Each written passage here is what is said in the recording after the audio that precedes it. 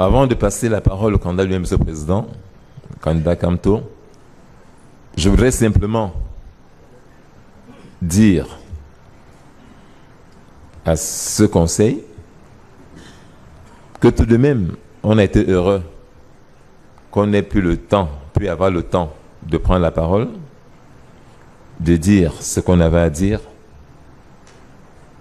et nous espérons que ce conseil prendra le courage de laisser partir, se reposer le président de la République.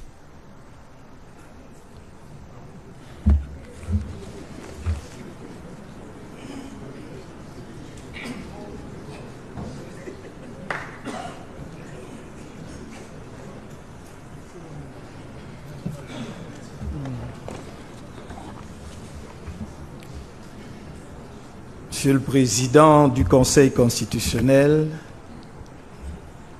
honorables membres du Conseil constitutionnel, mon nom est Kamto Maurice. Je suis né le 15 février 1954 à Bafoussam. Oh, Bafoussam, ça indique un lieu géographique au Cameroun, dont, suivant notre nomenclature ethnique, une ethnie. Oui, suivant cette nomenclature, je suis Bamileke. Mais je me suis toujours considéré comme Camerounais avant toute chose. D'abord en raison de mon itinéraire personnel. Parce qu'après avoir commencé mes études primaires et secondaires à Bafoussam, je les ai poursuivis à Douala. Et j'ai poursuivi mes études universitaires à Yaoundé. J'ai forgé tout au long de ce parcours des amitiés solides venant d'autres régions du Cameroun. Et ces liens profonds sont demeurés à ce jour. J'ai dans ma propre famille des lignées entières qui vont dans d'autres régions du Cameroun, dont je n'ai nul besoin de les citer ici. Certains auraient voulu, oh, honorables membres du Conseil, que je vienne ici m'excuser de mes origines ethniques. Que non. Parce que je pose depuis plusieurs années dans ce pays. Qui d'entre nous a choisi de naître là où il est né? Qui? Il m'est arrivé au long de la campagne de dire, dites-le, dites-moi, au sud, si pour être Boulou, il faut passer un concours, dites-moi quel concours, alors je vais le passer pour devenir moi aussi Boulou. Non, monsieur le honorable membre du Conseil, vous ne devez pas laisser que la pollution qui a enfumé et intoxiqué des mois durant la période d'avant la campagne et celle pendant la campagne, encore plus postérieurement à la campagne, étouffe notre cher et beau pays. Je ne vais pas m'excuser d'être Camerounais parce que je suis Camerounais. D'aucuns auraient voulu que je m'excuse d'avoir travaillé comme ministre de la République avec le président actuel, président sortant, M. Biya-Paul. Je confirme devant votre conseil que j'ai soutenu ma thèse de doctorat d'État à l'université de Nice un vendredi et le dimanche j'étais à Yaoundé parce que un jeune Camerounais de 49 ans venait d'accéder au pouvoir et je sentais qu'il était de mon devoir de venir lui apporter mon plus grand soutien. Je ne vais pas m'excuser d'avoir été ministre de son gouvernement parce que j'y ai donné le meilleur de moi-même là où il m'a placé et sur les dossiers qu'il a bien voulu me confier. D'aucuns auraient voulu que je m'excuse d'avoir démissionné de son gouvernement. d'avoir formé un parti politique et de m'être présenté comme candidat face à lui. Non, Monsieur le Président du Conseil constitutionnel, honorable membre du Conseil constitutionnel, je ne m'en excuserai pas. D'abord parce que, en tant que citoyen de ce pays, j'en ai pleinement le droit. Mais aussi et surtout parce que je crois très profondément que nous sommes à une phase de l'histoire de notre pays où il faut que nous ayons le courage de dire qu'il y a un temps pour toute chose. Et que si ce président de la République aime, comme je le crois, son pays, il doit au fond de lui-même savoir qu'il a donné le meilleur de lui-même et qu'il n'a plus grand-chose à offrir à ce pays. Alors, il serait criminel pour ceux qui entonnent ces cantiques-là de faire croire qu'au Cameroun, il y a une seule personne pour conduire la destinée du Cameroun. Ce serait d'ailleurs dramatique, parce qu'alors je me demande, le jour où, comme nous tous, il sera rappelé, pour ceux qui croient à Dieu, ce qu'il adviendrait de notre pays.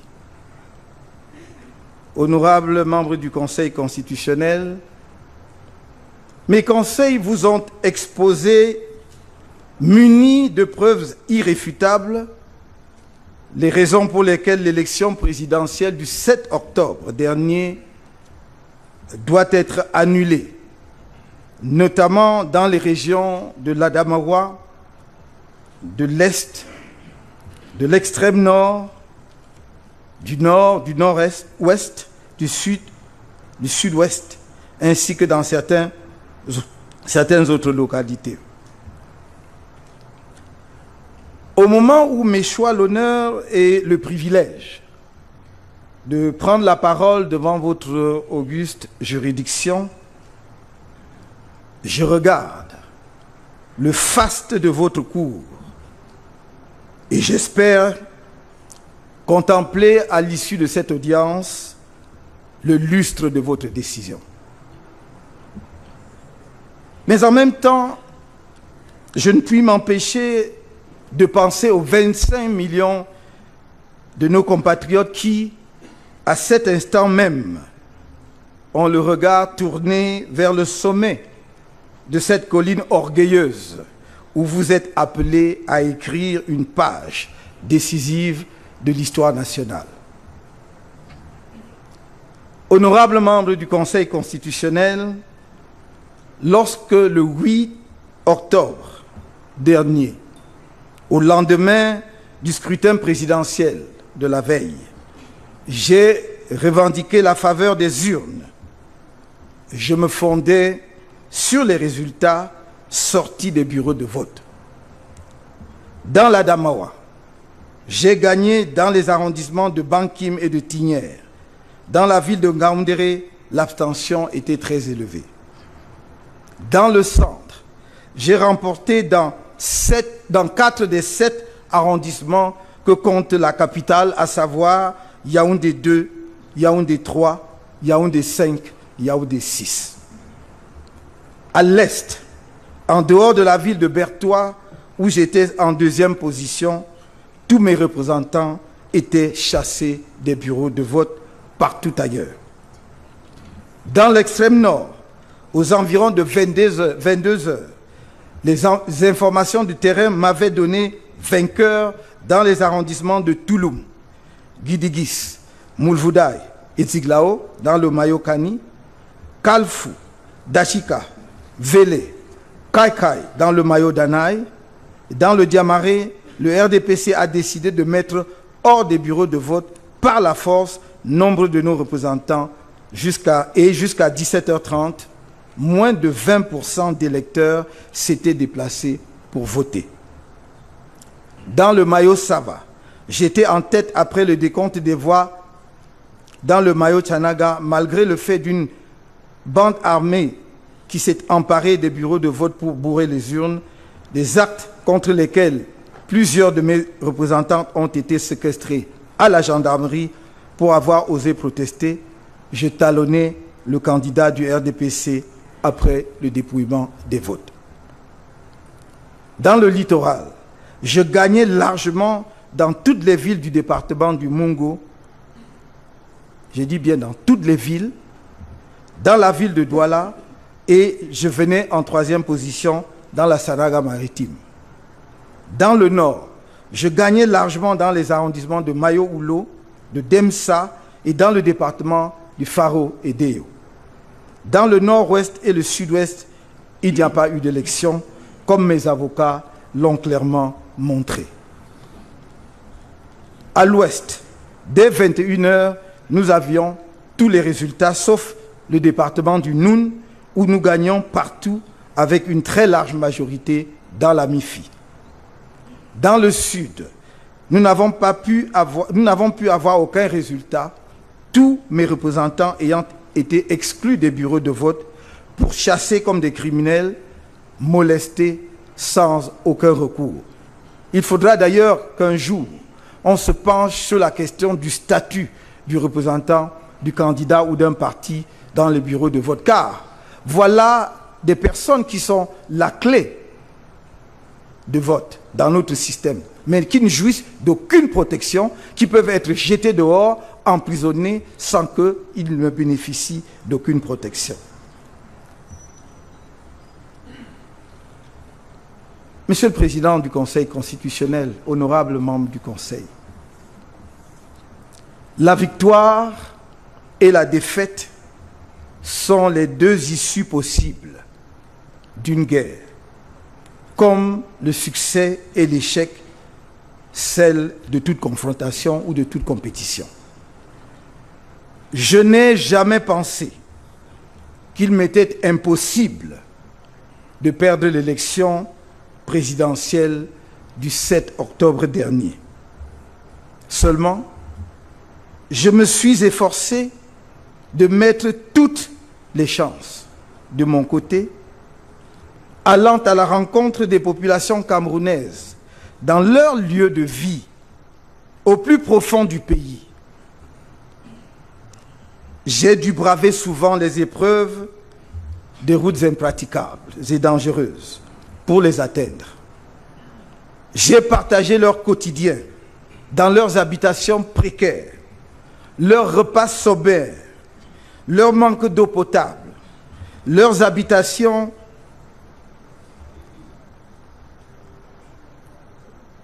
précaires, dis-je, leur non-accès à l'électricité qui plonge leur vie dans les ténèbres la nuit venue.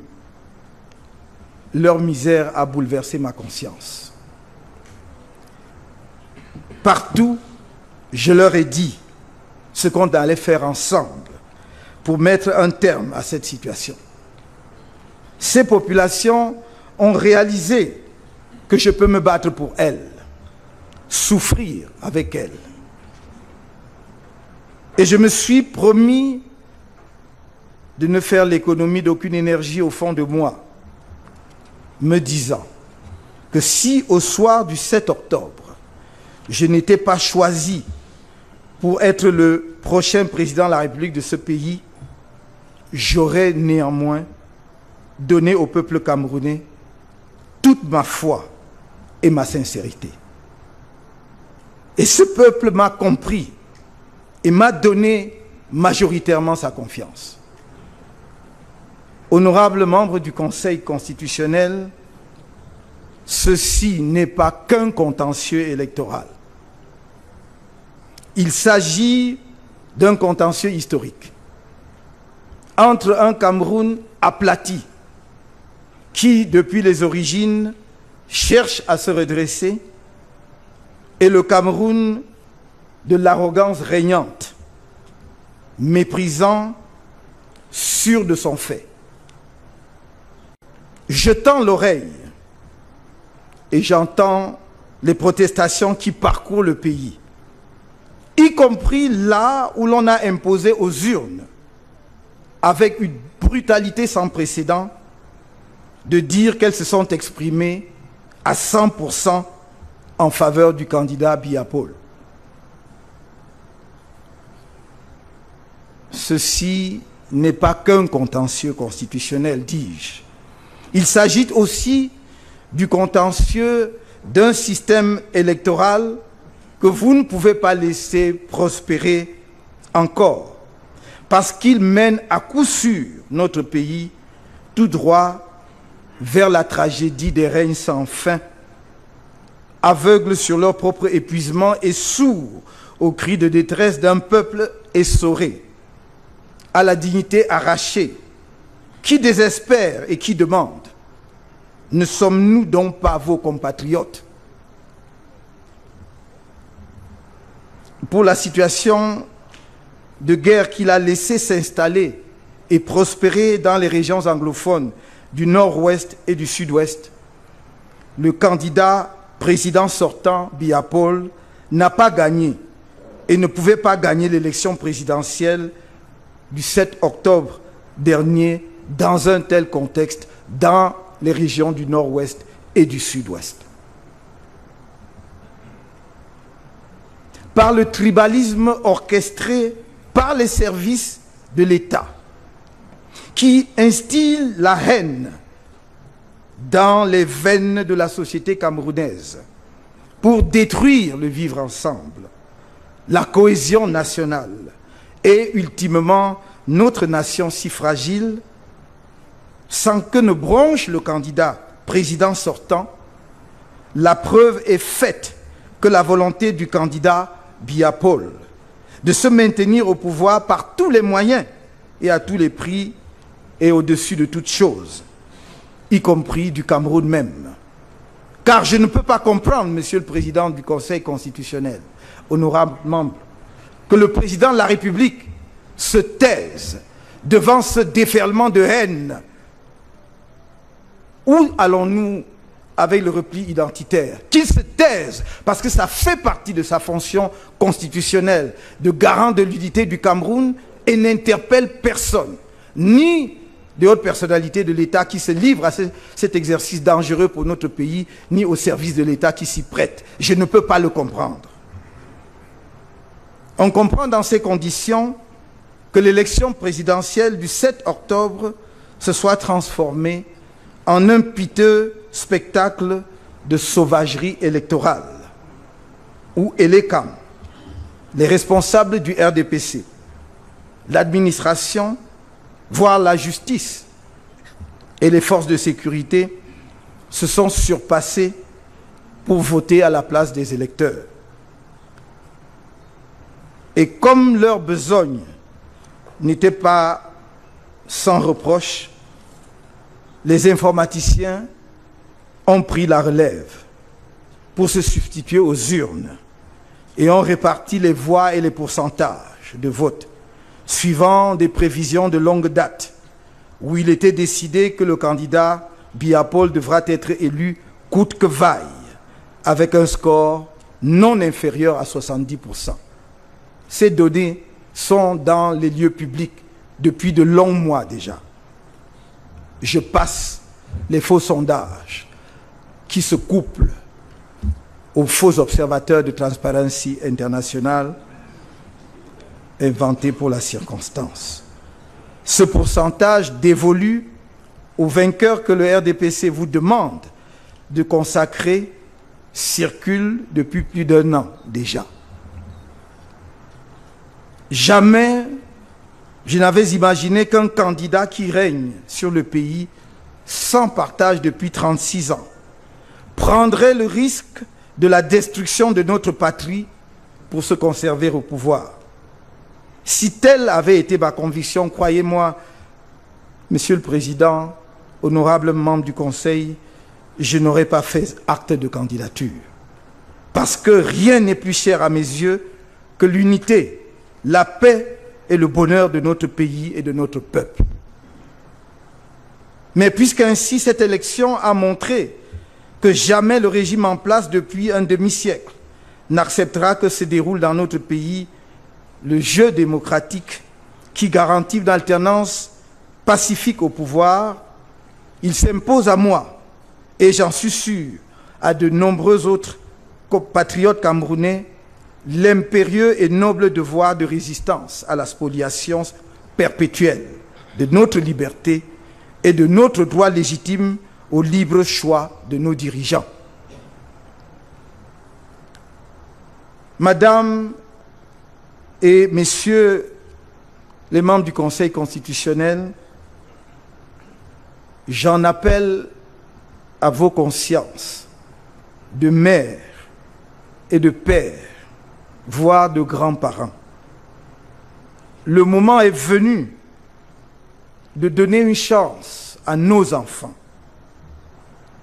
voire nos petits-enfants, à la jeunesse camerounaise qui s'est exprimée massivement comme jamais avant lors de cette élection et qui a exprimé son désir profond d'avoir un nouveau président de la République.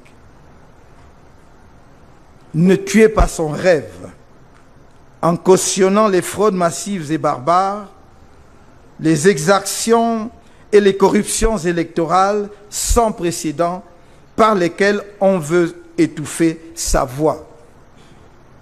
Vous pousseriez cette jeunesse à une plus grande désespérance qui fait toujours le lit de la désolation et du deuil. Le peuple camerounais est debout et nul ne le privera plus de la liberté pour laquelle nombre de fils et de filles de ce pays ont donné leur vie pour que nous soyons là aujourd'hui, debout, et que la parole nous soit accordée. Le peuple camerounais est debout.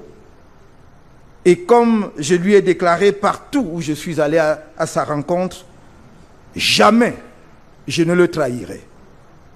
Ici et maintenant, je renouvelle mon engagement à me tenir à ses côtés jusqu'à ce que se lève le jour nouveau que cette terre des douleurs appelle depuis si longtemps. À ses côtés, je me suis engagé pour Manga, Bouba, Ndanga, Atangana, Njoya, Wamba, Ekoka, Esoka, Ndifo, Akbor, Bele, Mbezele, Amadou, Mamadou, Salifou. Mon combat est un combat pour les plus petits, ceux qu'on ne voit jamais, qui souffrent et se taisent et qui doivent maintenant venir à la lumière. Face à la tragédie qui se déroule dans les régions anglophones du pays, j'ai proposé inlassablement ce qui demeure à mes yeux la seule voie de sortie de cette crise. Un dialogue sincère et inclusif. L'on m'a accusé de complicité avec les sécessionnistes. Tout au long de ma campagne électorale, j'ai tendu la main à chacun et à tous. Parce que je fais la politique sans haine aucune, ni le moindre désir de revanche. On m'a craché dessus en m'accusant d'arrogance. Lorsque sur la base des chiffres sortis des urnes dans les zones du pays où l'élection s'est déroulée de façon à peu près acceptable, le 7 octobre dernier, j'ai déclaré que j'avais eu la faveur des urnes, on m'a répondu par un discours de haine, méprisant et menaçant, parfois en me promettant le pire. L'inaptitude irrémédiable à l'ouverture, au dialogue, au respect d'autrui est, hélas, inscrite dans le patrimoine génétique de ce régime. Un écrivain a dit « Quand vous avez pour seul outil un marteau, pour vous, tout est un clou. Et donc, votre réflexe est de cogner. Mais rien n'y fera de ma détermination à tenir mon engagement de fidélité aux Camerounais. Le peuple camerounais est mon seul directeur de conscience. Il est mon seul patron. Il m'a vu à l'œuvre. Quand bien même tout était fait pour qu'il ne me voie pas et qu'il ne m'entende pas. Il m'a éprouvé de différentes façons et m'a fait l'insigne honneur de m'investir comme son premier choix dans les urnes le 7 octobre dernier.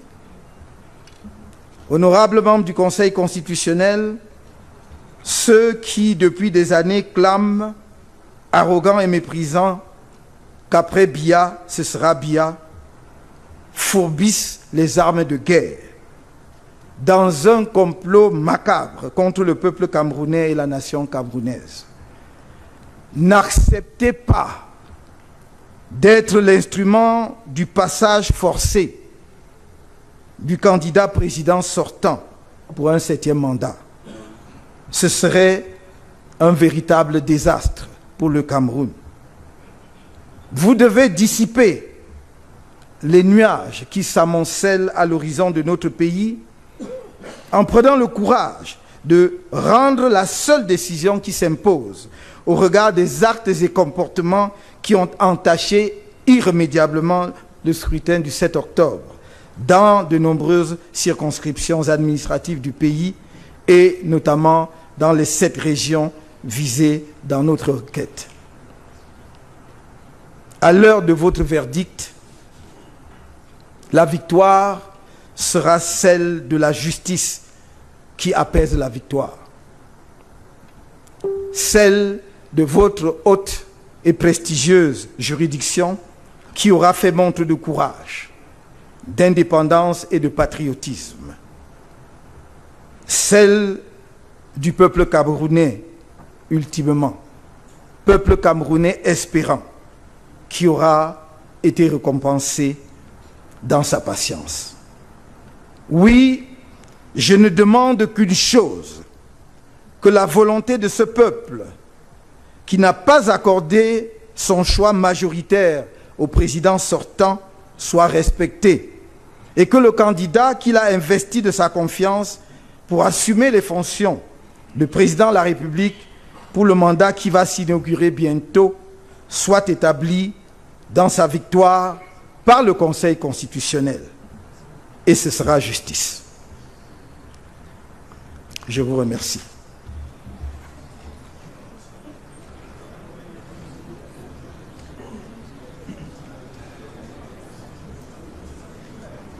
Candidat récurrent. On va passer à l'ELECAM.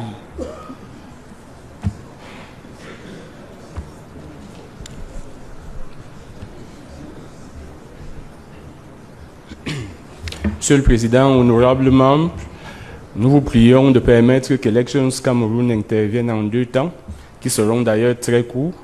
Le directeur général des élections aura un petit propos